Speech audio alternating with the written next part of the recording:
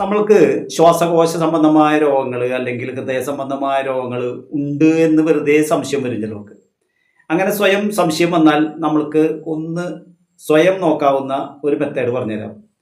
നമ്മുടെ ഈ തമ്പുകളുണ്ടല്ലോ, ഈ രണ്ട് തമ്പുകൾ ഇങ്ങനെ ചേർത്ത് വെക്കാൻ ശ്രമിക്കുക.